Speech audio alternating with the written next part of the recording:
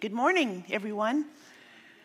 I know we're starting a little bit earlier this morning, but I hope that you had a good sleep last night and had some good time with your colleagues, especially after digesting that fabulous dinner, the Clearwater Seafoods dinner. I have to admit that dinner, actually, I was ready to start another breakout session after that. It was so wonderful. That was a real treat. So today we're going to have less of a grueling schedule for you because the real focus is going to be on the breakout group discussions, which are going to have a more technical emphasis because yesterday we really emphasized identifying gaps and barriers to the use of GIS for a wide range of subdisciplines in ocean science, resource management, and in the business sector as well. Today we're going to focus on closing those gaps, removing those barriers. But before we do that, we want to start off on a very positive note by having some presentations that will highlight for you successes, just use case successes in implementing GIS technology and specifically our Esri technology. But before I turn things over to Tim Kearns, who's going to moderate that session, just a couple of logistical reminders. When you checked in yesterday, there was some paperwork that we needed to have signed, and this is Esri's legal contractual paperwork just to make sure that everything is on the up and up. There are two things that we needed your permission on. One was to be able to post your position papers on the web, and this is going to be the Events/Oceans website, which has the information about this meeting.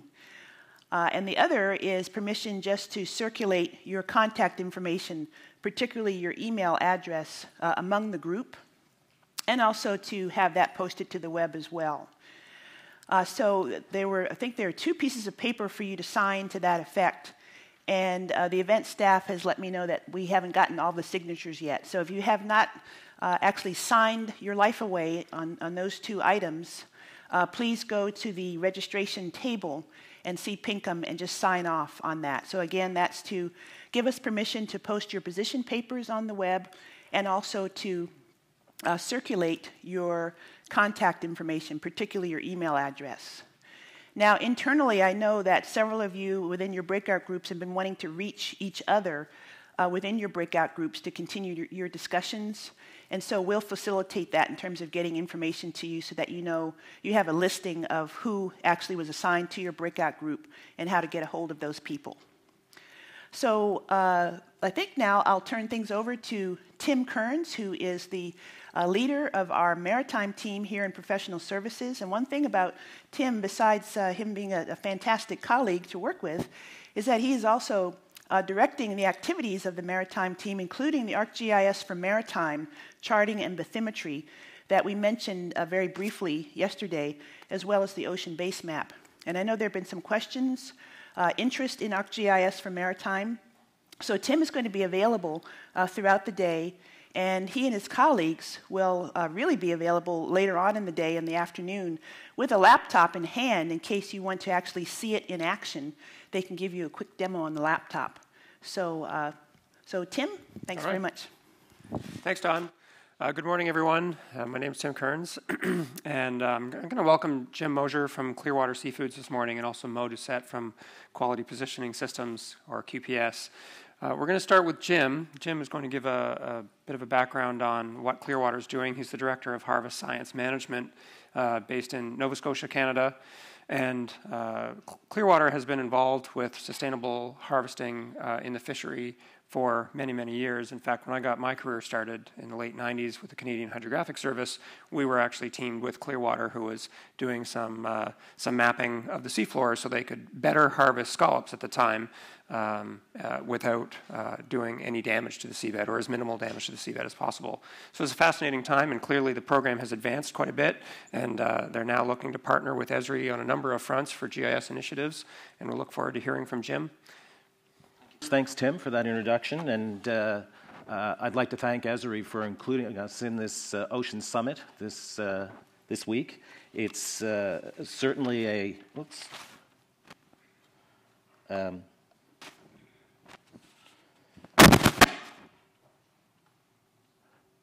back here. Here we are. First, I'd like to start by giving you a little bit of a background on Clearwater Seafoods. Clearwater is a vertically integrated seafood company located in Nova Scotia, vertically integrated meaning that we harvest using a fleet of offshore ships our core species. We process that material on shore in adjacent processing facilities, and we market and sell the seafood that we harvest around the world. Key in Clearwater is the development and of our mission statement. Let me see if I can figure out this.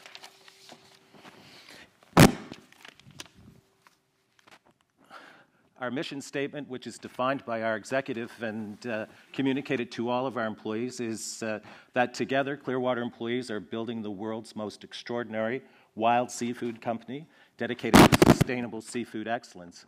When I say, note that the emphasis is on wild seafood and not extraordinarily wild, okay? We are not...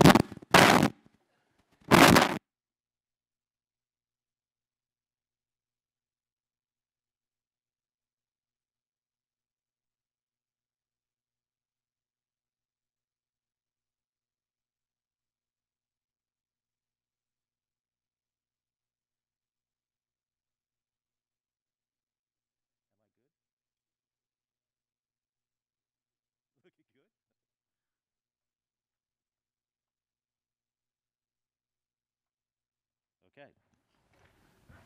So can you hear me now? Okay, I think we're better now. Okay. So as I said, Clearwater, vertically integrated seafood harvesting, processor, marketer of high-end luxury shellfish based in Nova Scotia, Canada. Our corporate mission and business strategies, as I say, together, Clearwater employees are building the world's most extraordinarily wild seafood company. And again, wild seafood meaning that we harvest all of our material from the wild.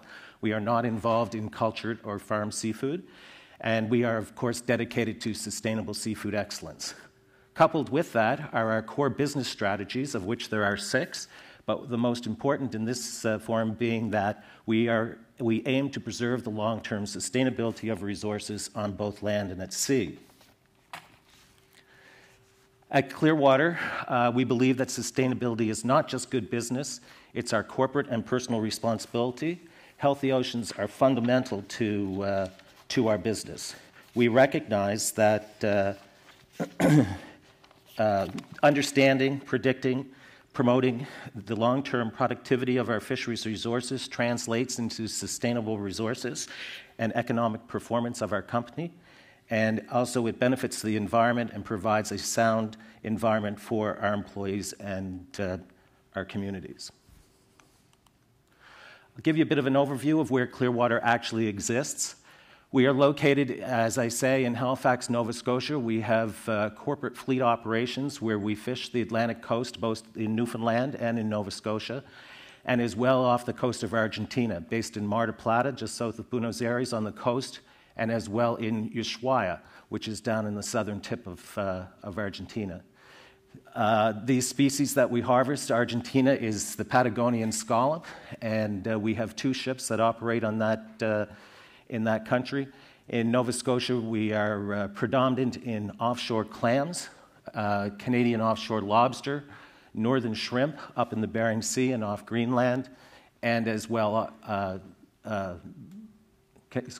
offshore lobster, clams, scallops, and shrimp. Our marketing and sales organizations are really worldwide. Our European operations are based in Windsor in the United Kingdom. Our North American operations are based in Leesburg, Virginia, and of course we have offices in both Japan and in China. The Marine Stewardship Council is a extremely important certification process for wild seafood in the world, and we are fully certified in all of our core species. And of course, the Marine Stewardship Council provides certification for these species on a 5-year renewable term, which are as well monitored by annual audits. So all of the key species that we harvest, our core species, are certified by the Marine Stewardship Council as being sustainable seafood. This is an extremely important issue in today's marketing of seafood. The consumer is becoming more and more aware and more demanding with respect to ensuring that what they consume has been certified as being harvested using sustainable methods. This is a very laborious certification process to adhere to. As I say, the certifications are for a 5-year period, but it comes with a series of recommendations and compliance issues that are audited on an annual basis. And we've been using some of the GIS technology to actually comply with those or indicate our compliance with those, and I'm going to show you a little bit of that in how we're doing that. GIS in Clearwater. This is one of our offshore scallop platforms that operate off the coast of Atlantic Canada. It's probably like that today up there. And this is one of 4 that we're operating right now in Atlantic Canada, and this is the Atlantic leader. As I mentioned with MSC, this is an example of where we've been using the GIS technology and applications in the business. This is a footprint of Georges Bank, the outline on the Canadian side. This is the American line. This is just off the southern coast of Nova Scotia. And the background image is a sediment type or overlaid on bathymetry. And of course, we use the background for targeting particular bottom types. All of these species prefer certain substrate in terms for their habitat, and what those bottom types allow us to do is to target particular areas, which of course reduces bottom impact and time spent fishing. What this actually is a footprint that we did for one of our compliance requirements for MSC certification, and we had laid a 1-by-1 nautical mile grid over that, and it defines the fishing effort in particular areas. So what MSC are interested in this case, is the repeatability of fishing effort, and by being able to use the GIS applications, we're able to layer this type of information with quite a bit of ease. Trying to do this without the GIS application would be extremely difficult. So the deeper the color, the higher the effort. And what these colors mean is, for instance, in the dark blue, one of those cells means that we were fishing in excess of 45 to 50 days in that particular area. Another example where we've been using GIS application is when we look at our survey results. On an annual basis, the Department of Oceans in Canada complete survey evaluations and assessments to determine total allowable catch levels. And this is an example of the 2011 versus the 2012. We actually took that information or those raw data sets and we mapped those to give us an indication of just what the population compositions are like in particular areas. So when you see something of the circle like this, that yellow section of the circle indicates a particular size, in this case a commercial size scallop that's ready to harvest. The green is the pre-recruit size scallops, or those scallops that are just getting ready to enter the fishery. And the sliver of blue that you can see right there is the amount of juveniles, or those young scallops that are coming along. So we're using this type of technology to have a better idea of actual location and size composition of the product. As well, in 2012, we use it to identify over here, you can see this very large circle of blue, of juvenile recruitment. Juvenile recruitment, of course, is very important to us. We want to make sure that those scallops are protected from fishing activities in order for them to grow so that they're available for our harvest down the road. What we're looking for in this particular instance are those areas that have a very high amount of juvenile recruitment and very low amounts of commercial-sized scallops. And what we do is we close those areas off, we draw boxes around them and close them off to our fishing operations so that they are almost sanctuary boxes where the young scallops can nurture and grow.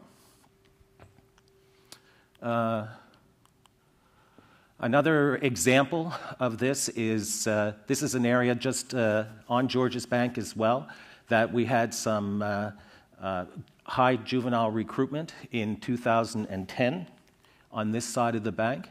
And so we closed these areas off to our fishing operations in order to allow them. And in 2011, once surveyed again, you can see how they've improved in their sizes and so forth. Once they get to that commercial size and of that size composition, we then remove the boxes and allow our harvesting operations to go in there.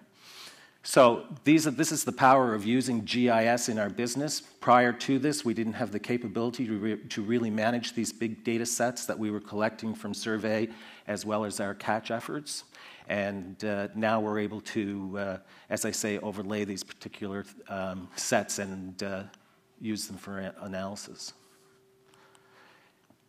This is an example of our Canadian lobster harvesting operation and strategy. What we've done here is we've taken historic catch information over the past number of years, and we've compiled that to provide information on high production string locations. So the way we harvest offshore scallops, we actually use traps, as you can envision, lobster traps, but we use what we call lobster strings, which is 100 traps attached to a string.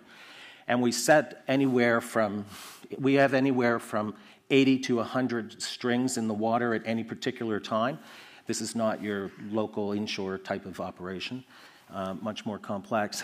And we fish those strings, we soak those strings or leave them in the water for upwards of 6 to 8 days, depending on the seasonality, and then we haul them and harvest.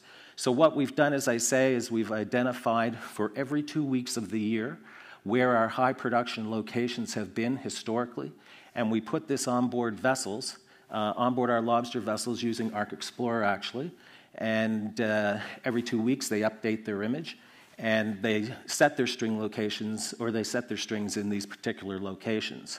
We've had some tremendous success with this. This is just new in the past year or so that we've been actually doing this. These outlined areas in black are actually our internal areas that we fish. These red marks are the high production strings. This green box here is one of our sanctuary coral boxes that we do not, off the coast of Nova Scotia, that we do not fish in. And you can see that we go right down through Corsair Canyon and so forth on Georges Bank. So this is a powerful tool on board the vessel where the actual fishing masters are using this technology, and they're starting to understand how they can actually query any particular string to get information on when it was caught and so forth. This is an example of a footprint of our 2011 and 2012 lobster harvesting to date. So in 2011, you can see that our footprint was quite large. All of these areas that are highlighted in yellow were areas that we had actually worked and steamed. The areas in green and the darker green are those areas that were actual string locations. So you can see, I think, that the difference between 2011 and 2012, we've been able to, by directing and focusing and targeting these areas of known performance, we've been able to decrease our bottom footprint.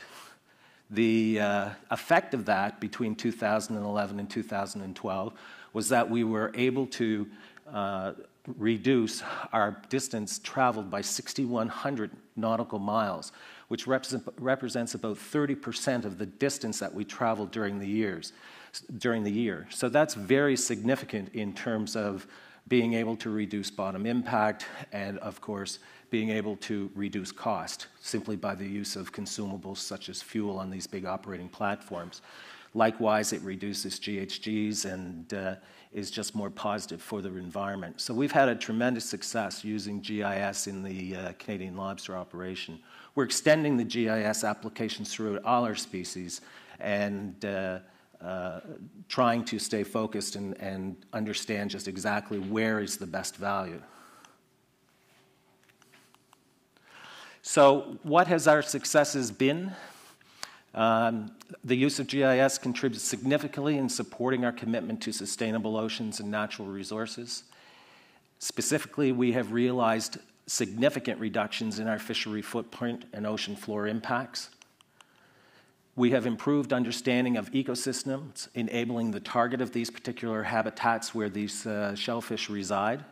And some of them are sedentary on the bottom, like scallops and clams. Some are more mobile and migrate, like lobsters, so it's a bit of a challenge to track them and keep ahead of them.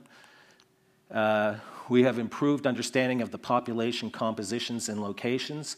So we're moving away from actually being hunters of raw material to being seasonal farmers of the ocean.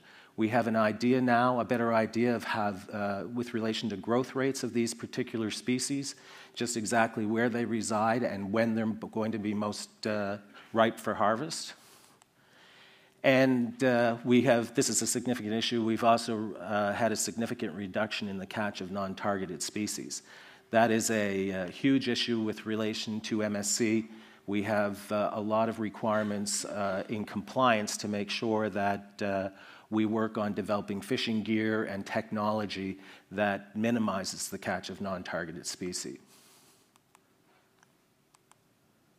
Of course, this is all coupled up with the improvement in harvest efficiencies, and of course, we realize the reduction in the cost per pound.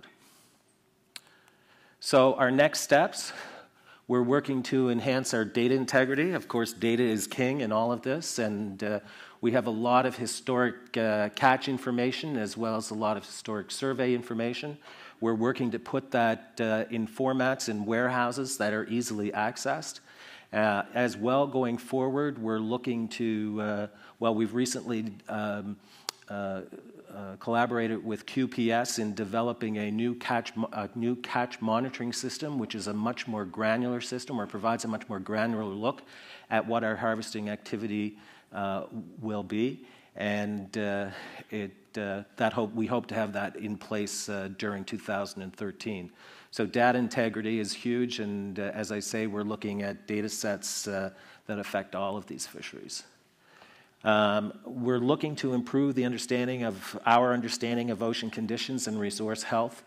We, through all of this work, we certainly are becoming more aware of the importance of ocean condition and ocean climate and what impact that has on our natural resources, in specific the species that we harvest. A lot of these shellfish species are carbonate shell species, so it's ocean acidification is a huge issue. We know that we've had some problems over the past couple of years, 2009, 10, and 11, with regards to growth and recruitment in some of these scallops. We're a little bit unsure why. However, we are being led to the fact that it is as a result of ocean climate and ocean condition. 2012, I'll add, has been a very good year, which is good, but we still need to have a better understanding of how the climate is impacting these species.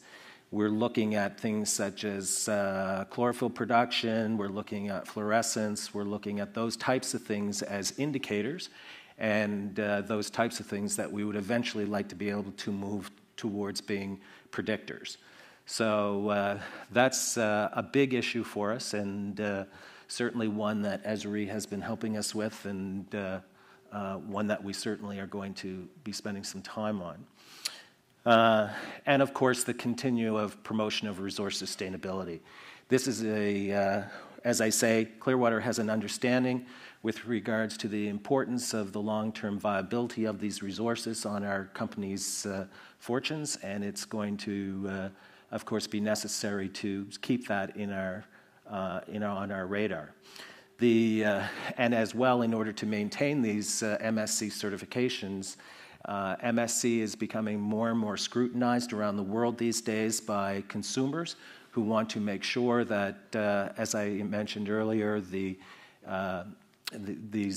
fish that they're purchasing and consuming is caught using sustainable methods, and of course they're passing that along to us. They're looking at more and more in-depth analysis, more and more in-depth information to make sure that we're actually in full compliance.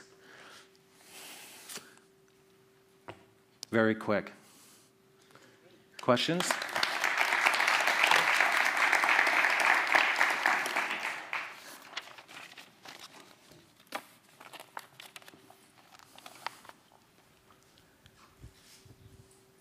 Do you have exclusive rights to those areas? And if not, how do you manage all the other effort going on there and feed it into your planning process?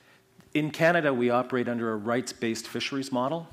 And so Clearwater owns the rights to certain percentages of the annual tax that are set by the Department of Oceans. In offshore clams and lobster in Canada, we own 100% of those rights. In our Canadian scallop, we own about 50% of those rights. Canadian scallops have 4 other companies that participate in that industry, and we work collaboratively on these long-term objectives. Yes, of course, Clearwater is a leader in this, and the other companies look to us for advice and on how to manage this type of thing. So we certainly have common goals in those fisheries where we don't have 100% of the right.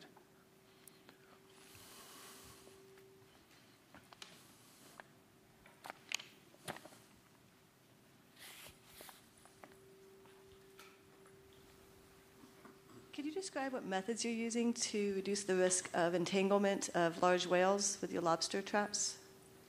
I'm sorry, can you repeat that again? What methods are you using to reduce the risk of entanglement of large whales? Yeah, certainly with the Gulf Stream so close to the coast of Nova Scotia, and it's in the last number of years it's pressing even closer, which is driving a lot of the feed up towards Canada, which of course are followed by large pelagics such as whales and swordfish and tuna, etc. There are migration routes for those whales that we understand and have some mapping done of that.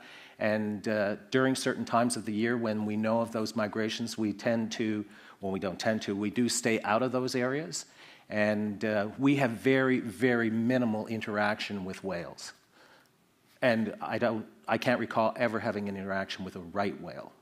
There was recently, this past summer, a right whale that had beached itself dead on the coast of Nova Scotia and was entangled with some obvious rope and net and so forth. And the Department of Oceans have cleared Clearwater in being responsible, but they are looking to see just where that originated from. So we have very little interaction with whales. Just this Monday, by coincidence, I was meeting with the data system director from the Ocean Tracking Network that is based at Dalhousie, Yes. In Halifax. So I was just curious if you have any interactions or collaborations with the Ocean Tracking Network and tagging that places acoustic tags on, well, not necessarily huge marine animals, but definitely larger than size, I guess. Yeah, we've had some conversations with OTN at Dalhousie, and they're doing some interesting work. We looked at it actually to see what the feasibility would be of attaching some acoustic tags to lobster. These lobsters, these critters, they move fast, and they're very susceptible to water temperatures. And but in order to manage that, you have to have a very huge ocean array of receivers. And it was very cost prohibitive. So we look more towards the migration patterns that we have through our catch statistics. Okay. Thank you very much. It was great. Okay.